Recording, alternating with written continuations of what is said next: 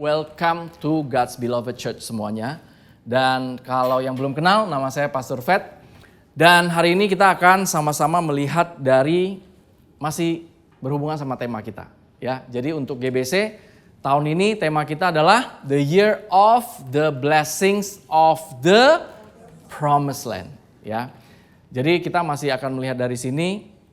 Tapi ada satu poin yang sangat penting. Ya, fokus kita bukan di blessings-nya atau di promises-nya. Fokus kita adalah di blessers-nya atau promiser-nya. Ya. Jadi konsennya bukan di promise-nya, tapi di promiser-nya. What's the point? Kita reach promised land, tapi ternyata promiser-nya nggak ada di situ. What's the point? Ya. No point kita ada di promised land without the presence of the promiser. Something like that. Ya, dibikin keren lah biar saudara-saudara tertarik. Ya, jadi hari ini kita akan sama-sama lihat dari firman Tuhan yang masih berhubungan sama ini. Judulnya adalah berdasarkan apa kita diberkati. Berdasarkan apa kita diberkati. Ya, karena itu sangat penting. Ketika kita menghadapi challenge, pasti seringkali kita berasa tuh kita nggak diberkati. Tapi seolah-olah kita tuh terkutuk. Many times when we face challenge, ya, ketika kita menghadapi tantangan-tantangan yang amat sangat berat atau levelnya beda-beda lah setiap orang. Tapi kita bisa berasa kita seperti orang yang terkutuk. Tapi saya mau kasih tahu saudara dan reminder for myself bahwa kita tidak lagi berada di dalam kutuk. Kita sudah forever and ever ada di dalam blessings land atau blessed land. Ya, jadi itu adalah kebenaran yang perlu kita ketahui. Tapi ada satu dasar lagi yang perlu kita ketahui adalah based on what you are blessed. Berdasarkan apa lo diberkati? Something like that. Berdasarkan apa? Contoh, berdasarkan apa kita boleh pakai ruangan ini? Karena kita punya kontrak dengan Gedung Sampurna. Ada tanda tangannya dan kita ada bayar, something like that. Jadi berdasarkan kontrak itulah kita berhak menggunakan ruangan ini. Bahkan dikasih ekstra kalau misalnya di weekdays kita mau pakai, boleh pakai ini. Berdasarkan apa? Berdasarkan agreement itu, berdasarkan kontrak itu. Ya, kita kalau misalnya kita lagi ibadah gini, tiba-tiba kita disuruh keluar karena ada tenan lain yang mau pakai acara ini. Boleh nggak seperti itu? Nggak boleh, itu berarti mereka melanggar kontrak. Ya, jadi kita juga sama, berdasarkan apa hidup kita diberkati. Itu penting untuk kita ketahui. Karena hidup kita itu nggak mungkin selalu smooth sailing. Setuju atau setuju? Jadi ada satu lie yang sangat bahaya sekali kalau kita berpikir bahwa ketika kita terima Tuhan Yesus, kita ada di dalam Yesus, kita ada di dalam Kristus, kita sebagai orang Kristen, kita percaya the gospel of grace, dan kita tidak akan menghadapi masalah apapun. Wah, that's a big lie. Dan kalau kita percaya that lie, kita pasti desperate, pasti stres. Pertanyaan yang muncul adalah, kok gue udah percaya grace masih begini ya? Tapi yang membedakan adalah ketika kita menghadapi challenge, kita akan menghadapi challenge juga. Kita akan menghadapi tantangan dan lain-lain, ya. Tapi respon kita akan berbeda ketika kita menyadari identitas kita. Nah, berdasarkan apa identitas kita itu? Berdasarkan apa promised land kita? Nah, itu yang kita mau sama-sama lihat. Oke? Ya, jadi kita sama-sama langsung lihat di slide pertama. Ini dari Yosua, ya. Yosua 1 ayat 2 dan 3. Hambaku Musa telah mati, sebab itu bersiaplah sekarang, seberangilah sungai Yordan ini, engkau dan seluruh bangsa ini, menuju negeri yang akan kuberikan kepada mereka, kepada orang Israel itu. Ya, jadi ini yang ngomong itu bukan sembarangan orang, saudaraku. Ini yang ngomong itu Tuhan sendiri.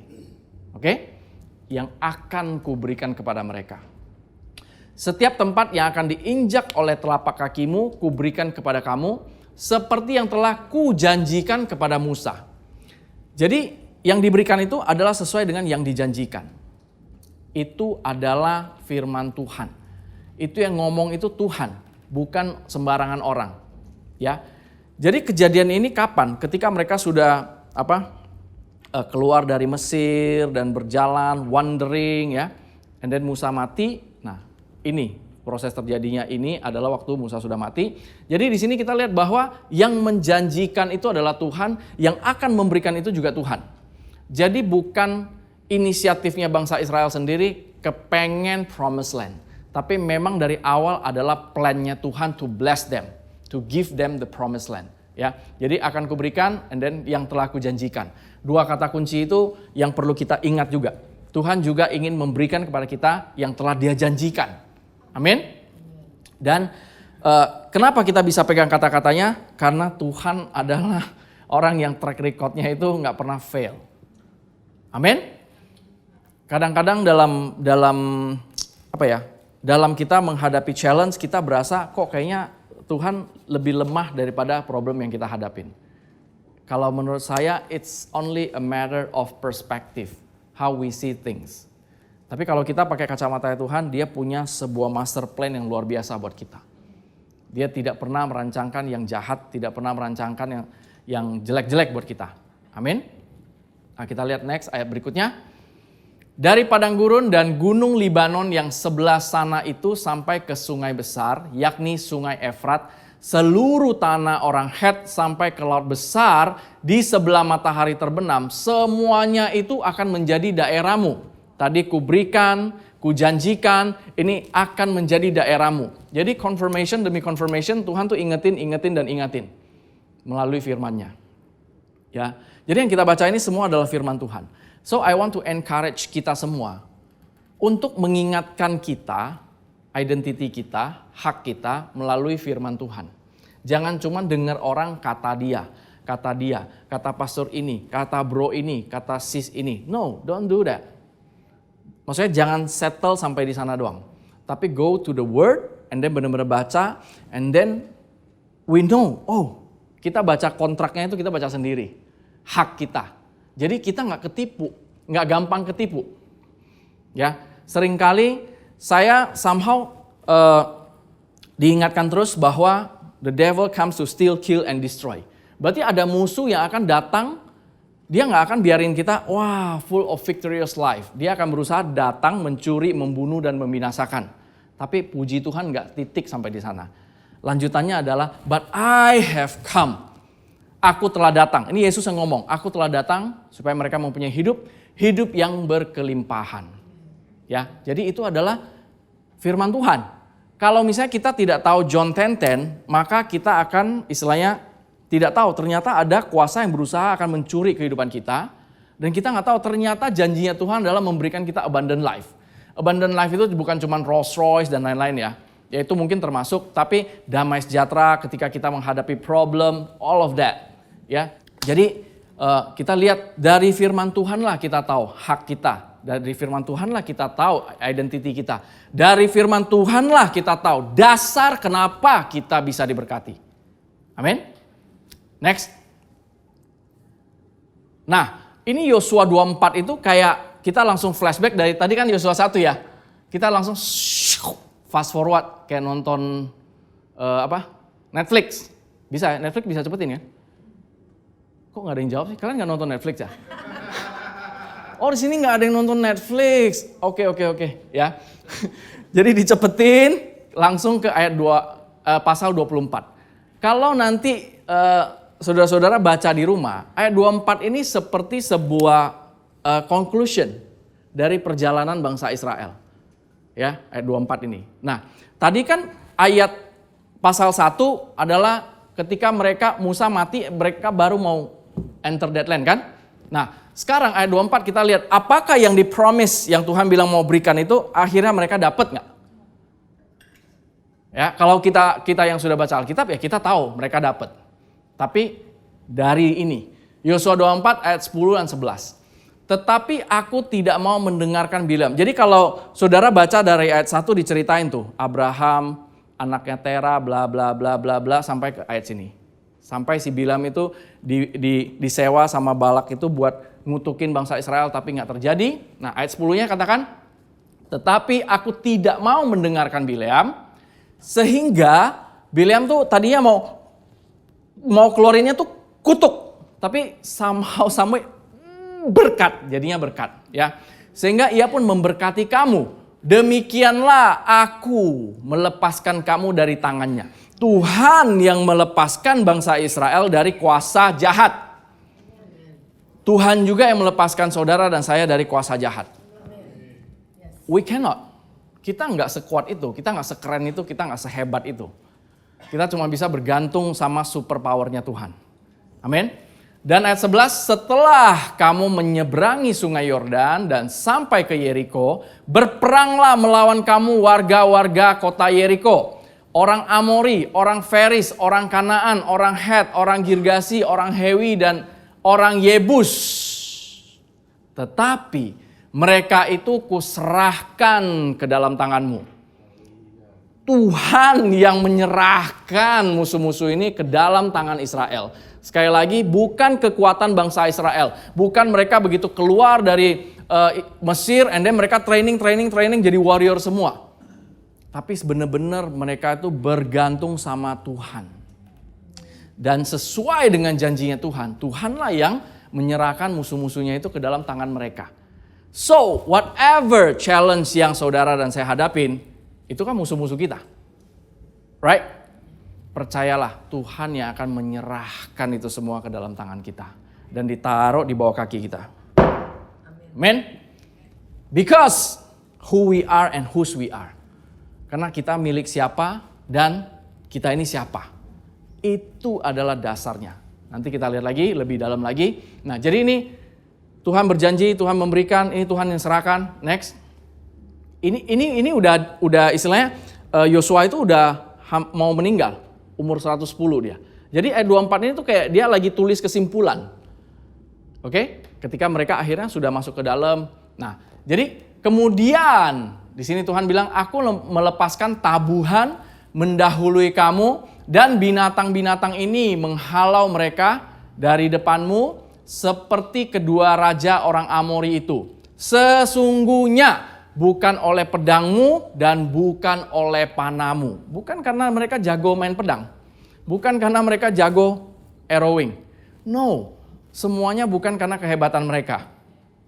Tapi karena Tuhan. Amin. Ayat 13, demikianlah kuberikan. Ya, dari tadi bahasanya kuberikan, kuserahkan, kujanjikan. Demikianlah kuberikan kepadamu negeri yang kamu peroleh tanpa bersusah-susah. Dan kota-kota yang tidak kamu dirikan, tetapi kamulah yang diam di dalamnya. Juga kebun-kebun anggur dan kebun-kebun zaitun yang tidak kamu tanami, kamulah yang makan hasilnya. Wow, ini dari firman Tuhan. Ini bukan karangan manusia. Jadi ayat 13 sangat jelas Tuhan yang berikan negeri itu kepada kita ya tanpa bersusah-susah. Tapi kalau kita perhatikan lebih detail, tadi dikatakan ada orang Het, orang Yebus dan lain-lain. Berarti tanpa bersusah-susah itu bukan berarti tanpa musuh. Tanpa bersusah-susah itu bukan berarti tanpa problem. Tetap ada problem. Cuman bukan karena stresnya mereka yang membawa mereka keluar dari problem. Bukan karena stresnya mereka membawa mereka, memberikan mereka kemenangan. Tapi benar-benar Tuhan yang berikan. Oke? Dan kota-kota yang tidak kamu dirikan. Jadi bangsa Israel ketika masuk ke kota-kota itu, di dalam tanah perjanjian itu kotanya tuh udah jadi. Jadi dari waktu mereka mau masuk sampai akhirnya masuk, itu musuh-musuhnya itu lagi ngerjain rumahnya orang Israel. Dan mereka nggak tahu mereka sedang mengerjakan berkat-berkatnya buat bangsa Israel. Raksasa-raksasa itu bikin rumahnya yang gede-gede, yang bagus, yang pakai marmer, ya kan, yang cakep-cakep. Ternyata itu dipakai Tuhan, lagi dipersiapkan yang the best buat bangsa Israel. Dan mereka nggak menyadari itu. Jadi sekarang mungkin ketika kita merasa kita seperti bagaikan budak, Tapi Tuhan somehow someway behind the scenes sedang mempersiapkan berkat-berkat untuk termanifestasi dalam kehidupan kita. Yang mungkin sekarang kita belum bisa lihat. Tapi fokus kita adalah who we are and whose we are. Amin. Karena kita lihat bangsa Israel ketika mereka jadi budak, rumah-rumah, istana-istana yang bukan mereka dirikan itu sudah sedang didirikan sama bangsa-bangsa lain. Amin. Dan di situ dikatakan, tetapi kamulah yang diam di dalamnya. Wow. Diberikan sama Tuhan, Tuhan mempekerjakan musuh-musuhnya untuk renovasi, untuk konstruk itu, and then bangsa Israel yang tinggal di dalamnya. Enak banget kan? Ya. Dan juga kebun-kebun anggur dan kebun-kebun zaitun yang tidak kamu tanami. Mereka enggak, istilahnya under bondage, tanam-tanamin dulu, tunggu berapa puluh tahun dulu. Itu musuh-musuhnya yang udah tanamin. Anggurnya di planning, bagus banget ya kan. Kebun-kebun zaitunnya di planning, bagus banget. Semuanya sesuai dengan profesionalismenya mereka. Menghasilkan hasil yang the best. Ternyata itu buat bangsa Israel. Dan tetapi waktu mereka berada di dalam perbudakan, mereka nggak bisa melihat itu. Ketika kita masih di dalam masalah, kita nggak bisa melihat itu. That's why the just shall live by faith. Orang benar itu adalah saudara saya. Orang benar itu bukan pastor ini, pastor itu, evangelis ini, evangelis itu. No, saudara dan saya yang sudah terima Tuhan Yesus, we are as righteous as Jesus. Wah, saudara nggak dengar apa yang saya ngomong. Makanya responnya gitu doang. We are as righteous as Jesus. Mungkin kita udah terlalu sering dengar kabar baik ya. Jadi biasa aja ini udah sering mah. Righteous, holy. Tapi itu adalah satu mukjizat yang sebenarnya impossible loh. Tuhan turun mati buat saudara dan saya. Siapa kita? Declare we are righteous. And then sekarang kita mengenakan Kristus. Wow. Jadi kalau kita lihat ayat 13 ini, kalau gambaran sekarang, itu seperti finish work-nya Jesus, bukan karya kita. Bukan kita yang bersusah-susah, Tuhan Yesus yang bersusah-susah. Bukan kita yang mendirikan, Tuhan Yesus yang mendirikan. Tapi kita yang menikmati. Tuhan Yesus yang istilahnya mempersiapkan kebun anggur itu, Tuhan Yesus yang mempersiapkan kebun-kebun zaitun itu untuk kita. Bagian kita diam di dalamnya, makan hasilnya. Amin. Jadi stylenya Tuhan seperti itu. Ya. Tapi di sini saya tidak mengatakan bahwa kita percaya firman Tuhan and then kita nggak usah ngapa-ngapain. Bukan itu. Kita nggak meng-encourage laziness.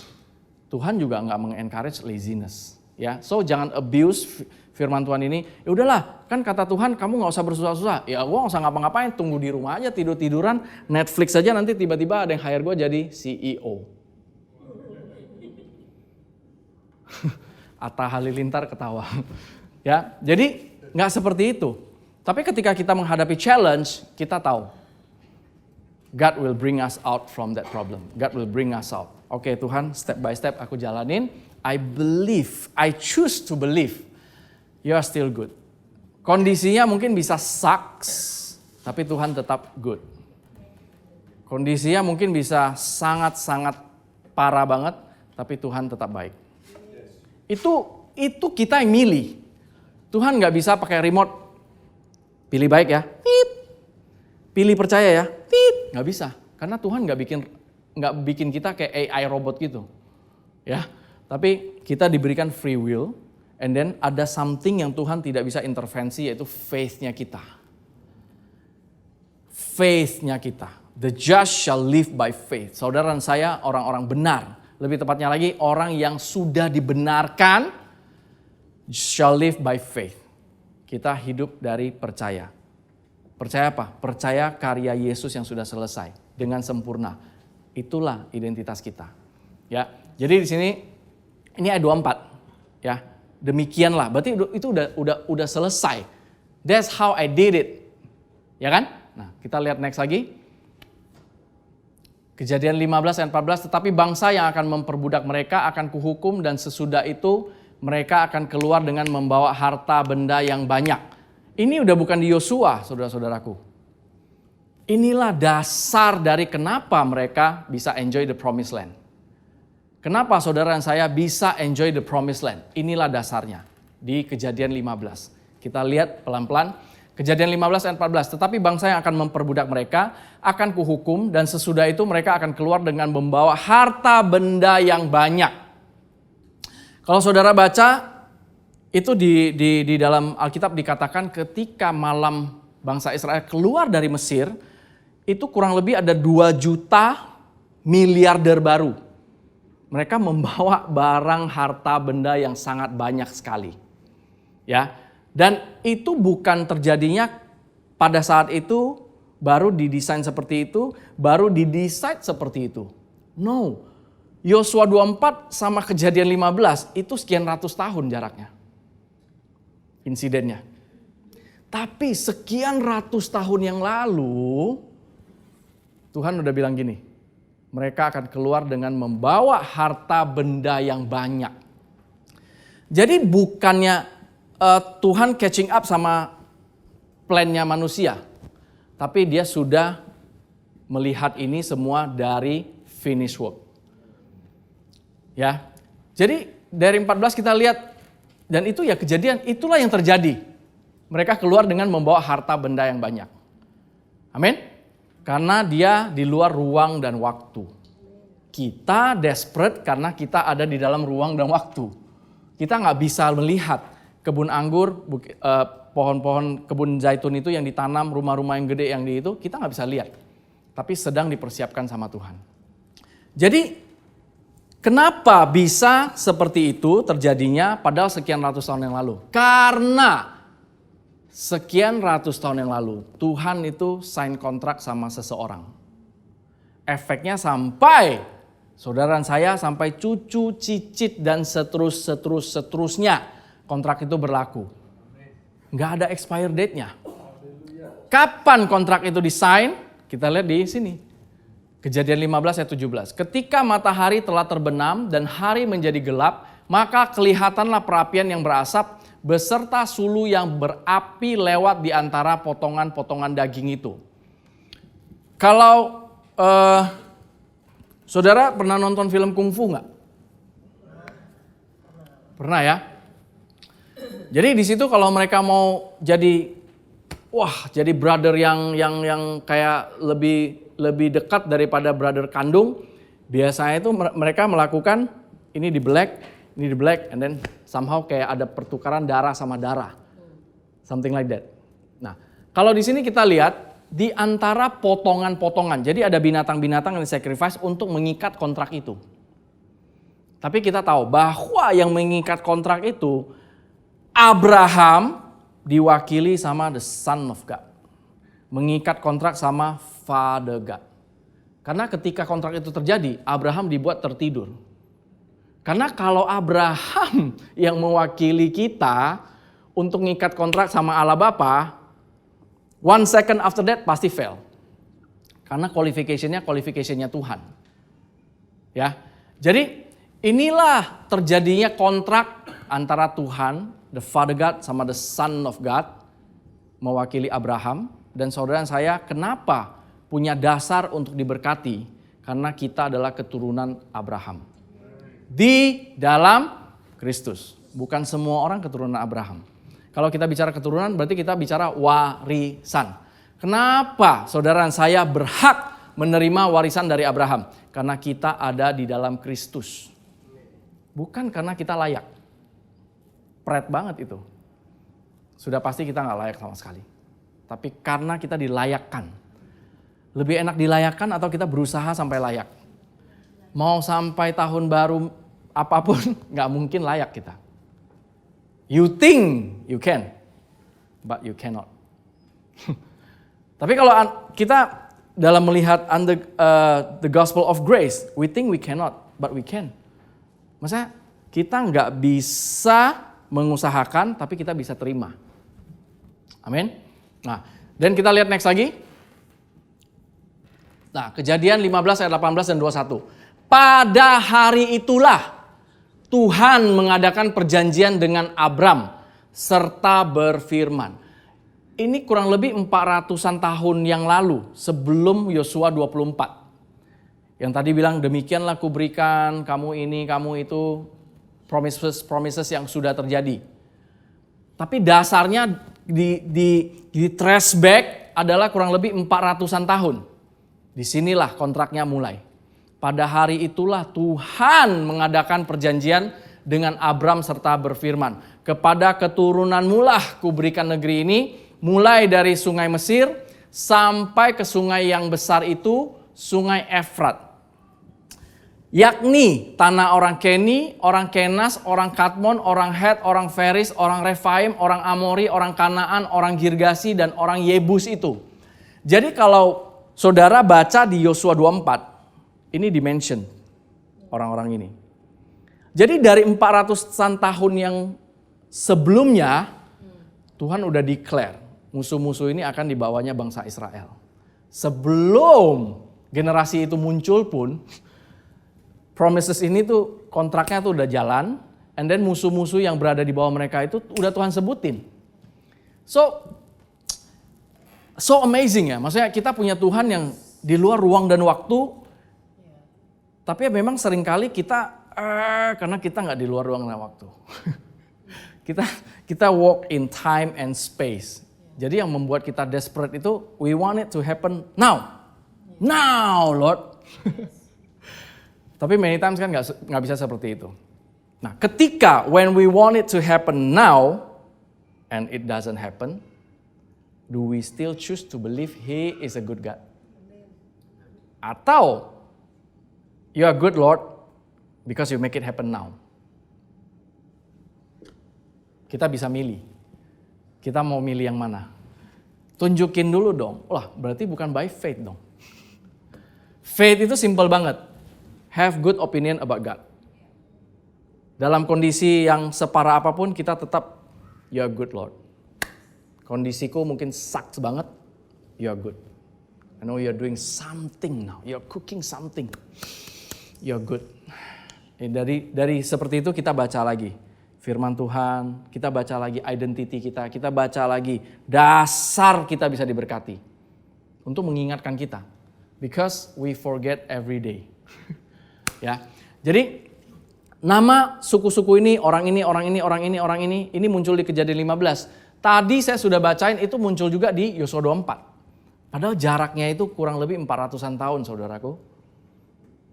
Tapi itu salah satu bagian yang kita bisa lihat bahwa benar-benar Tuhan kita itu master planner. Dia bukan, aduh manusia jatuh ya, plan B-nya Jesus berangkat deh, turun. No, since the beginning itu salvation itu udah master plan-nya dia. Which yang kita tidak akan bisa mengerti. Kalau saudara berusaha mengerti salvation, yang ada gila. Bagaimana bisa kita mengerti something yang impossible itu? Praise God ya. Next. Nah, kontrak ini diikat setelah insiden ini. Oke? Ini kita familiar banget. Kejadian 15 ayat 6 itu kita familiar banget. Ya.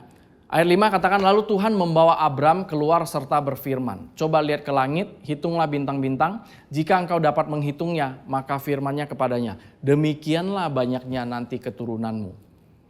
Di situ Abraham sama sekali belum ada keturunan. Oke? Malahan conversation sebelumnya adalah, oh nanti budak saya yang menjadi pewaris saya. Tuhan bilang, no, keturunanmu, demikianlah banyaknya nanti keturunanmu. Jadi ketika dia lagi discourage, Tuhan ajak dia jalan-jalan keluar. Coba lihat bintang, ya kan? And then di situ respon Abraham yang men-trigger Tuhan mengikat kontrak itu. Respon Abraham terhadap firman-Nya Tuhan di ayat 6, lalu percayalah Abram kepada Tuhan. Maka Tuhan memperhitungkan hal itu kepadanya sebagai kebenaran. Lalu percayalah Abraham di situ, percaya di situ, lalu amen.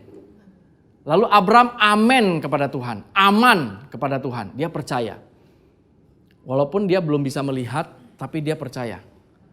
Walaupun dia berasa impossible, dia pilih percaya.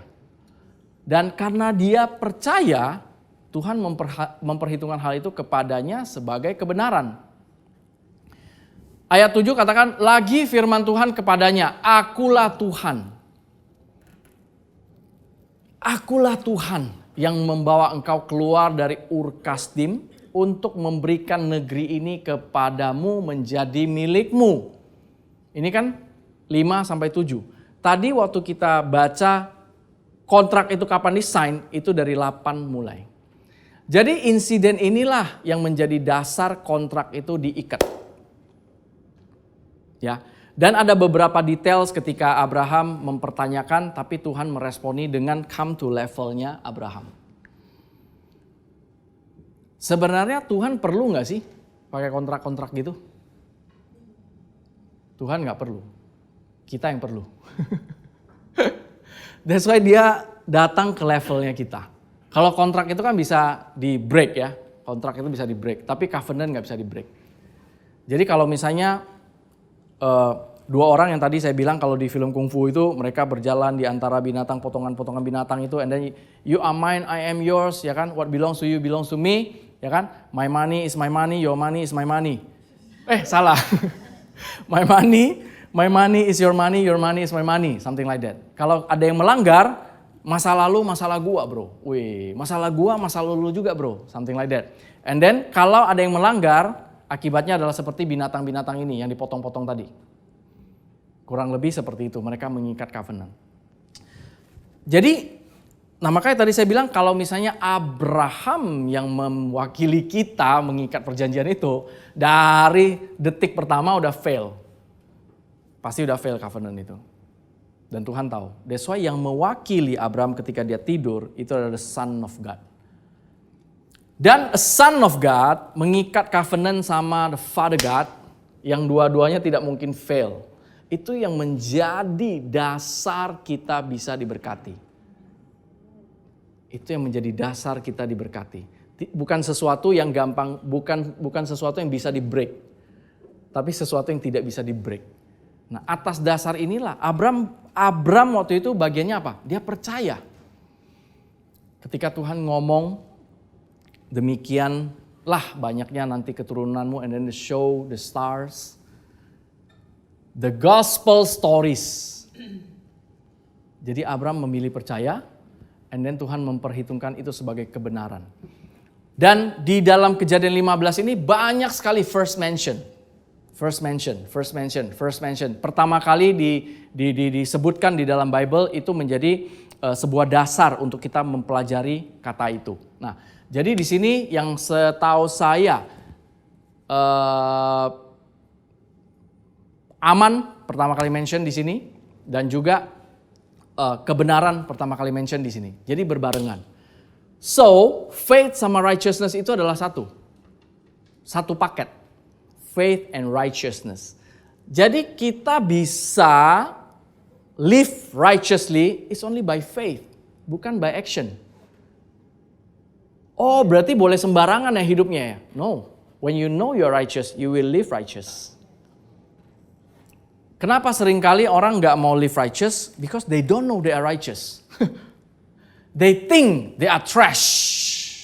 Sampah. That's why they live like sampah. So balik lagi, identity itu sangat penting sekali. Jadi berdasarkan inilah akhirnya Tuhan mengikat covenant atau kontrak bahasa manusia yang lebih gampang dimengerti. By one actionnya Abraham, dia memilih percaya, believe. Dan kita berhak menikmati berkat, menikmati promised land. Karena kita tahun ini kan diingatkan the year of the blessings of the promised land. Dan kita berhak mendapatkan blessings of the promised land. Karena pertama, promisernya siapa? Promisernya bukan cuma orang hebat. God Almighty, promisernya. Dan dari track recordnya, bangsa Israel sudah ngalamin. Kita tahu track recordnya seperti apa. Dan atas dasar, kita lihat dari ayat 5 ini, Abraham percaya. Abraham percaya. Bagian kita cuman percaya. Pilih percaya. Walaupun kondisinya membuat kita susah percaya. Ya. Iblis datang mencuri, membunuh, dan membinasakan. Dia akan berusaha membuat kita susah percaya bahwa kondisi akan lebih baik. Susah percaya bahwa kita akan mengalami that manifestation. Tapi kita tetap pilih percaya. Amin. Jadi atas dasar inilah kita bisa lihat bahwa kita layak diberkati, kita berhak diberkati. Itu semuanya ketres ke sini semua. Kejadian 15. Amin. Dan saudara dan saya adalah keturunannya Abraham. Kita adalah ahli waris. Bukan karena saudara dan saya ada sedikit blasteran Yahudi. Ada nggak sih blasteran Yahudi? Nggak ada ya. Bukan karena itu. Tapi karena Galatia 3 ayat 29. Dan jikalau kamu adalah milik Kristus, saudara dan saya milik Kristus bukan? Kadang-kadang atau forever and ever? Yes, forever and ever. Kita milik Kristus. Maka kamu juga adalah keturunan Abraham. Saudara dan saya adalah milik Kristus. Jangan ragu ketika menjawab itu. Saudara dan saya adalah milik Kristus. Karena kita dibeli dengan darahnya sendiri. Bukan dibeli pakai darah binatang, domba, atau kambing, atau yang lain-lain. Itu semua-muanya lembu dan lain itu adalah picture-nya Jesus. Dan kita sudah dibeli dan dibayar lebih dari lunas. So ketika kita melihat kita sendiri, kalau kita nggak pakai lens of Christ, kita hanya melihat sampah dong di diri kita sendiri. Tapi ketika kita menyadari kita adalah milik Kristus, sudah dipakaikan Kristus di dalam kita. Maka kamu juga adalah keturunan Abraham. Jadi saudara dan saya bukan cuma layak diberkati, tapi kita berhak diberkati. Karena saudara dan saya adalah milik Kristus dan kita berhak menikmati blessings-nya Abraham. Ya, sebelum promised land-nya terjadi, Tuhan sudah menjanjikan itu 400-an tahun yang lalu. Sebelum promised land itu terjadi. Dan berhak, sebagai keturunan Abraham kita berhak menerima janji Allah. Saudara kalau merenungkan Galatia 3:29 ini aja, I believe your perspective will change. Karena ini mengingatkan identity kita di dalam Kristus. Ya. Dan sekali lagi dasar kita menjadi milik Kristus bukan karena kita. Tapi semua karena partnya Jesus, semua karena partnya Tuhan, bagian kita hanya percaya dan terima. Dia yang menyiapkan kado, dia yang bungkus, dia yang udah spend bukan cuma a lot of money, udah spend the blood of the darling of heaven, menyediakan kado yang namanya salvation ini, the gift of righteousness and the gift of abundant grace, kasih ke kita. Bagian kita tinggal pilih, mau terima and say thank you atau oh no thank you. I believe yang di sini kita semua sudah terima. Dan sorry, nggak bisa diambil kembali lagi sama Tuhan. Wah kamu ya, bokwai, sini saya ambil lagi. Nggak seperti itu. Puji Tuhan, udah dikasih, udah diberikan, Tuhan Yesus sudah mati, sudah selesai buat saudara saya. No turning back, no turning back.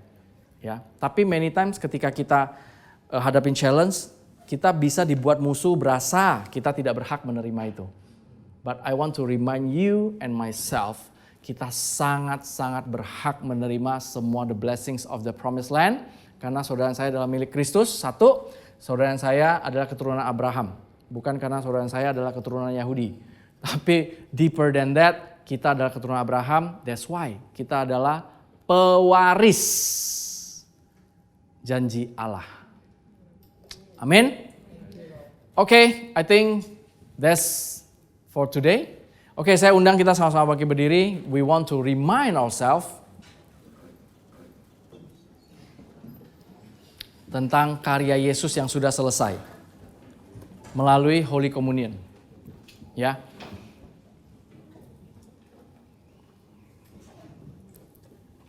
Kita melakukan perjamuan kudus bukan supaya kita diberkati. Amin. Kita melakukan perjamuan kudus bukan supaya kita berhak menerima berkat Tuhan. No, terbalik. Kita melakukan perjamuan kudus karena kita tahu kita sudah diberkati. Kita melakukan perjamuan kudus untuk mengingatkan kita bahwa Tuhan Yesus sudah selesaikan itu semua.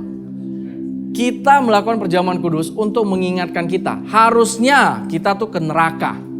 Tapi Tuhan Yesus yang sudah menyelesaikan semuanya sehingga final destination kita adalah di heaven. Kita di bumi ini cuma transit. Tapi ada sebuah promise lagi. Tuhan mau memberikan heaven on earth. Melalui siapa? Bukan melalui angels. Melalui saudara dan saya. Tuhan mau make it happen. Amin. So kita bukan begging-begging kesehatan, begging-begging kemakmuran, begging-begging damai sejahtera. No. Tapi kita mengingatkan kita bahwa sudah it's done. Amin. Thank you Lord.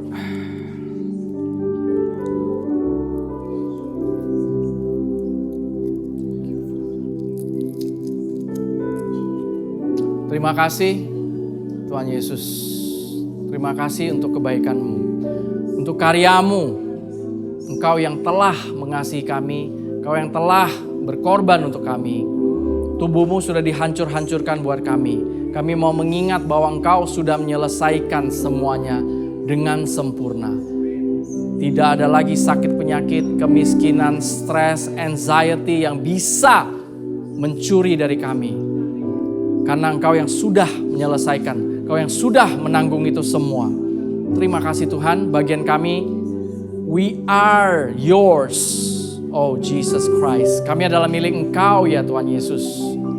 Dan kami berhak menerima, mewarisi semua janji Allah. Kami terima tubuh-Mu ini hanya di dalam nama-Mu Tuhan Yesus Kristus. Amin. Kita terima sama-sama.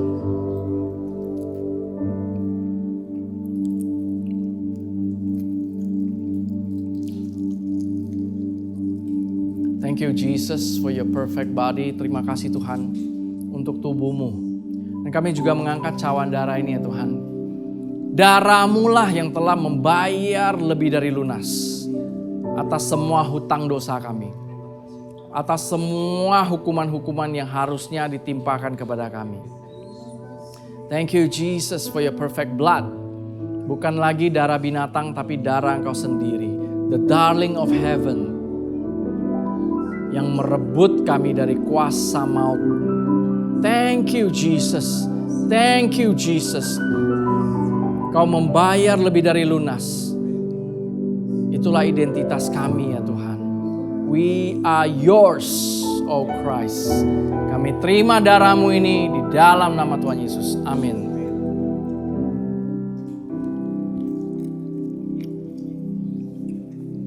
Terima kasih Tuhan Yesus. Thank you, thank you, thank you untuk karya-Mu yang sempurna. Thank you Jesus, Kau yang telah membayar lebih dari lunas. Thank you Jesus, thank you Jesus, thank you Jesus. Thank you Jesus, terima kasih Tuhan. Thank you Lord, thank you Lord, thank you Lord, thank you Jesus. Thank you Jesus, thank you Jesus, thank you Jesus. Thank you Jesus, terima kasih Tuhan. Thank you Jesus, terima kasih Tuhan. Thank you Jesus, thank you Jesus. Thank you Jesus.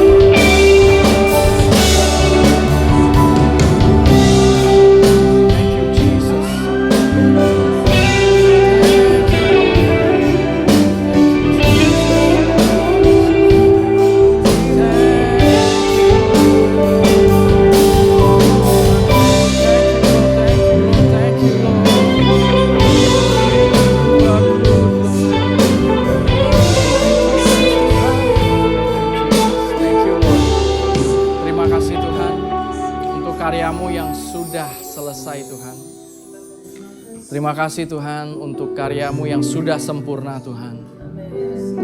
Terima kasih Tuhan karena Engkau peduli sama kami ya Tuhan. When we are faithless, Lord, you remain faithful.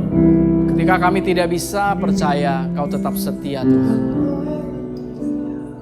Teach us, guide us Holy Spirit. Untuk melihat kebaikan-Mu. Open the eyes of our understanding, Lord. Untuk melihat kesempurnaan-Mu yang sudah ada di dalam kami ya Tuhan. Melihat identitas kami di dalam Kristus yang sudah ada di dalam kami ya Tuhan. Thank you Father God. Thank you Father God. Thank you Lord. Dan pada saat ini apabila Kau yang sedang menonton dan Kau belum pernah menerima Tuhan Yesus sebagai juru selamatmu, I want to pray with you. Mungkin kau berasa so helpless, so hopeless. Why don't you give Jesus a chance? Don't give up. Let's walk with Jesus. I want to pray with you. Terima kasih Tuhan Yesus, Kau telah mati buat aku. Kau telah menanggung semua dosaku, dahulu, sekarang, maupun yang akan datang. Hari ini aku menerima Engkau Tuhan Yesus sebagai juru selamat pribadiku. Aku bukan budak dosa lagi. Aku adalah keturunan Abraham di dalam Kristus. Aku adalah pewaris janji Allah di dalam Kristus. Thank you, thank you, thank you Jesus. Thank you Father, in Jesus' mighty name. Amen. Welcome to the family of Christ. You are no more slave to sin, slave to fear. Kau adalah anak kesayangan Bapa di dalam Kristus. I invite you to join us untuk sama-sama kita celebrate Jesus di tempat ini. Kalau misalnya saudara ada di kota-kota lain, I encourage you find a church that point you to Jesus finished work. Oke? So kita akan menutup ibadah kita hari ini. Mari kita sama-sama angkat tangan. Thank you Father. Thank you Father. God's beloved church, pulanglah dengan damai sejahteranya Tuhan yang sudah ada di dalam engkau. Kau tidak usah mengejar-ngejar itu, tapi sudah ada di dalam engkau. Diberkatilah engkau dan apapun yang kau lakukan, Tuhan yang membuat itu berhasil. Studimu berhasil, kesehatanmu berhasil, pekerjaanmu berhasil, bisnismu berhasil, keluargamu berhasil. Apapun yang kau lakukan, Tuhan sudah membuat engkau berhasil. Karena engkau adalah keturunan Abraham di dalam Kristus. Engkau berhak menerima janji-janji Allah di dalam Kristus. God's beloved church, kau sangat-sangat diberkati oleh Bapa, sangat berkenan kepada Bapa, sangat-sangat dikasihi oleh Bapa. Thank you Lord, in Jesus mighty name. Yang sudah terima berkat, katakan Amen. God bless you, God's beloved church. Happy Sunday. Happy Sunday.